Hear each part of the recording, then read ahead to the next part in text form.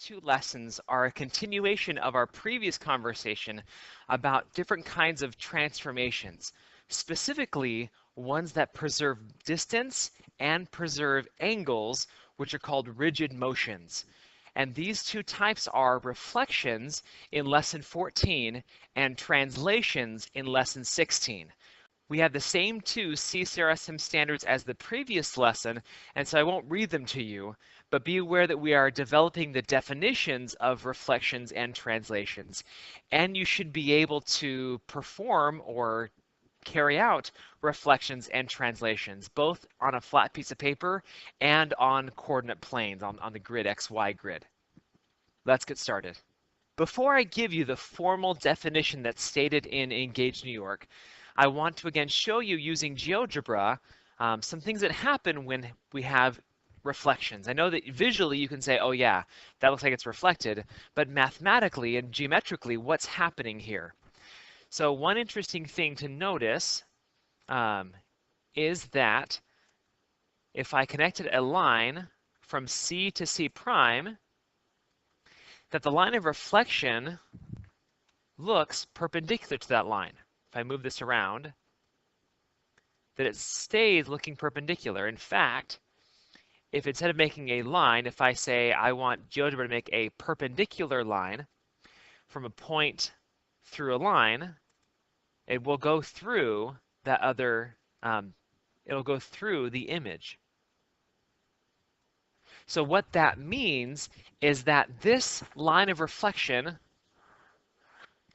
becomes, it's perpendicular, and this distance is the same as this distance, and this distance is the same as this distance, and this distance is the same as this distance. So what that means is that the line of reflection becomes the perpendicular bisector of the line AA prime, and the perpendicular bisector of the line C prime, and the perpendicular bisector of the line B prime. Okay, so that's what happens, and so that's part of the definition. There's one more thing I want to point out, is if the line of reflection goes through one of the points, it won't surprise you to think about the fact that the image of point C is C prime. It's the same point if the line of reflection goes through that endpoint or through the triangle. So if you think about it going through the triangle, and we think, well, what's the reflection of this point on the pre-image? Well, it's that same point on the image. So here is the formal definition in Engage New York. I put a box around that so you can notice that that's an important thing. For a line L in the plane, a reflection across L is the transformation R sub L, and the subscript is the name of the line, in the plane defined as follows. For any point P on the line, then the translation maps from P to itself. It stays put, like we just saw.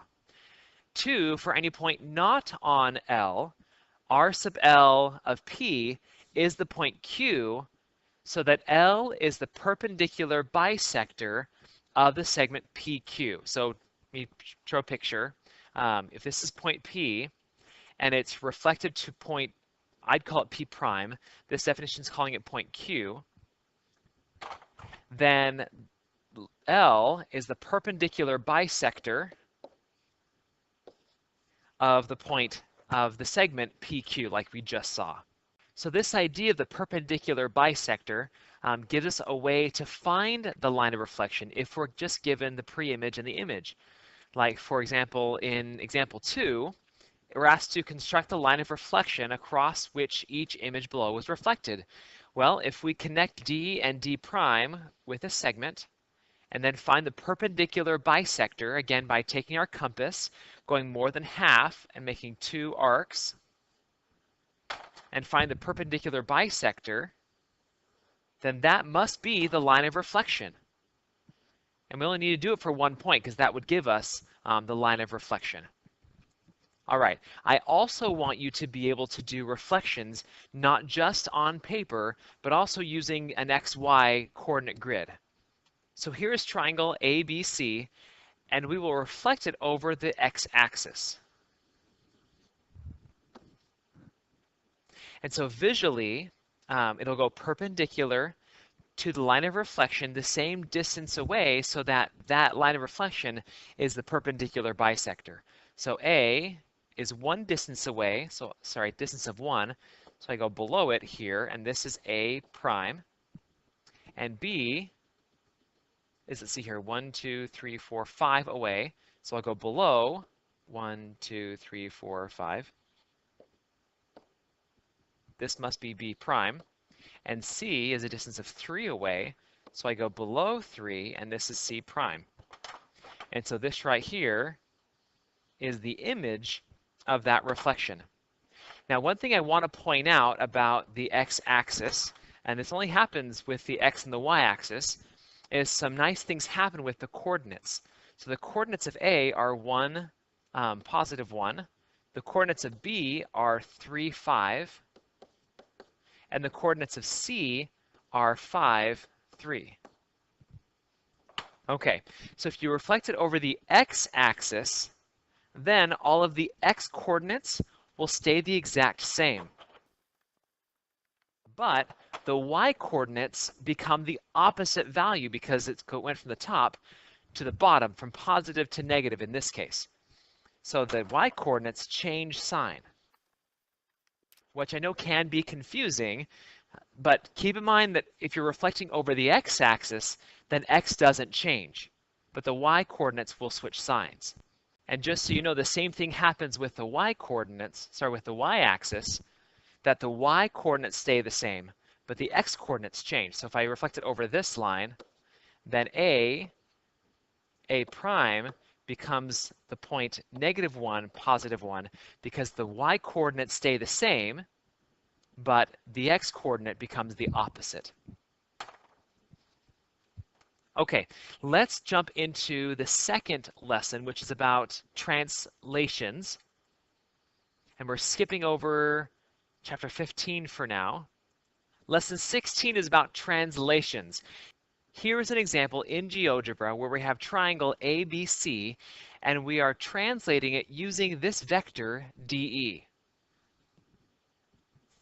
And notice that A prime and C to C prime and B to B prime, that these lines are all parallel with the given vector and will have the exact same length.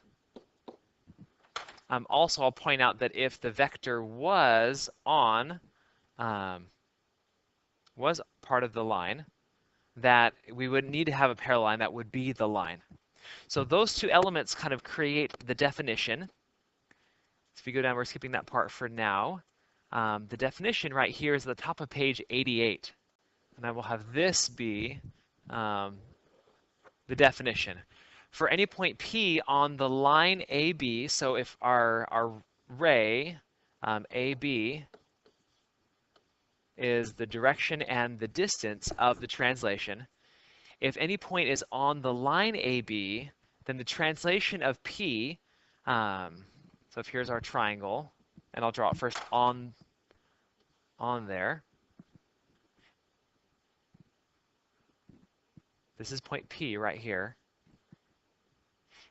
The translation would become the point Q on line AB, so that ray PQ has the same length and same direction as AB. And for any point not on, this is P, for any point not on AB, then it's the point Q obtains as follow. Let L be the line passing through P parallel to AB. So these lines are parallel. Let M be the line passing through B and parallel to line AP. The point Q is the intersection of L and M. So to me, it's a really long way of saying that it's parallel, it's going in the same direction, the same distance as ray AB. So that's our working definition of translation. So again, I want you to be able to do this on a piece of paper, but also in the XY coordinate plane. So again, here is triangle ABC, and I will make a translation rule which takes inputs of X and Y, and I will translate them to, let's see here, let's go x minus 3. So it's moving to the negative 3 in the x direction. And then I'll also go y, let's do plus 1. So what that means is that for any x, y, and we'll just move just the 3 endpoints, but it's true for any point inside, we'll map to a corresponding point on the inside of the image. But if I move just the endpoints, that's probably the clearest thing to do, that this coordinate is 1, 1. The x coordinate will be then minus 3, which you can either think algebraically and do, well, 1 minus 3 is negative 2, and go down here, and that must be, well, that's not it. We're not quite done. And also y is, the y coordinate is 1 from here, plus 1 is 2, and so the image of A becomes the point negative 2, positive 2 is A prime.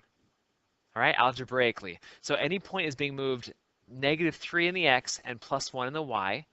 I also like to kind of just simply think about it graphically in that I'm going negative 3 in the x and then positive 1 in the y. Either one is fine, but you should be able to do both. So algebraically, the point C is 5, 3. If I take 5 minus 3 and the point 3 plus 1, I will get the image C prime to be 5 minus 3 is 2, and 3 plus 1 is 4, and I get the point positive 2, 4 is C prime. Graphically, I would still go negative 3 in the x and plus 1 in the y. And finally, for point B, this point is 3, 5 is point B.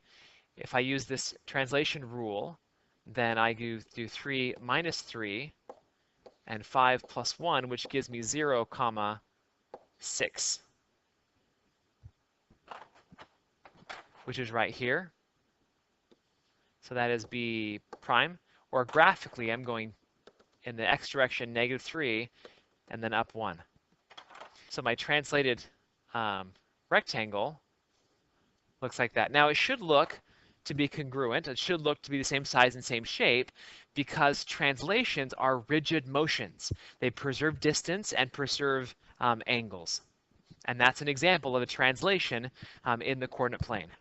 Well, this video is about reflections and translations, and hopefully at this point we've developed the definitions of rotations, reflections, and translations in terms of angles, circles, perpendicular lines, parallel lines, and line segments.